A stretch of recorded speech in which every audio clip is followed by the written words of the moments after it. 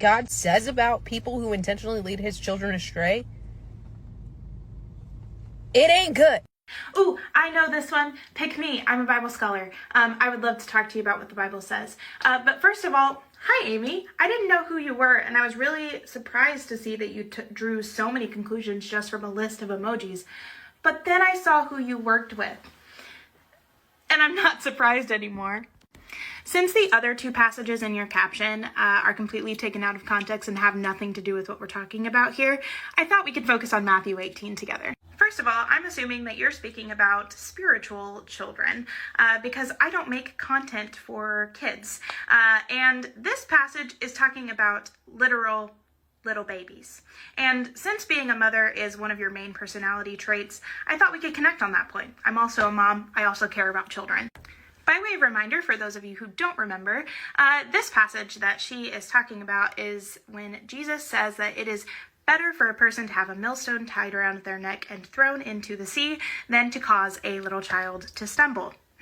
I love it when Jesus gets cheeky like this. Many English translations render the Greek word here scandalizo, which is where we get our English word scandal, and that etymology lesson is for free, as to stumble. But most scholars actually agree that this verb carries the connotation of sexual abuse or exposure for the purpose of killing infants. In the ancient world, children were seen as subhuman, which means that exposure of infants or sexual assault of children wasn't really seen as a moral dilemma.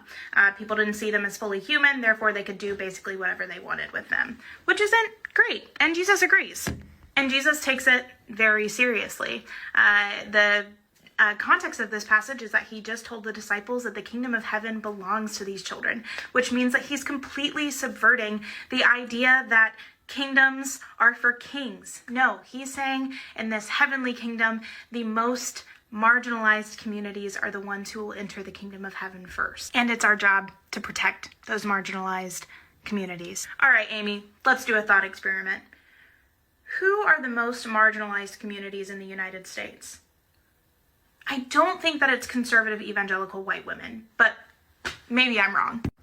And you would never support legislation that is actively being put in place by somebody who has countless sexual allegations against them, right?